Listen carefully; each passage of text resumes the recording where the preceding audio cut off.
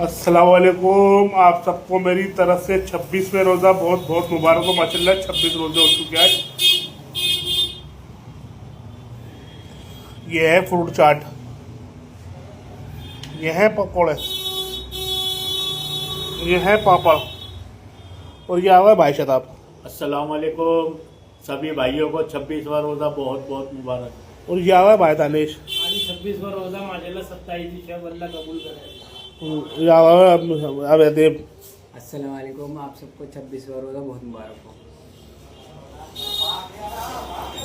आपको और आपकी पूरी फैमिली को मेरी तरफ से 26वां रोज़ा बहुत बहुत मुबारक हो माशाल्लाह।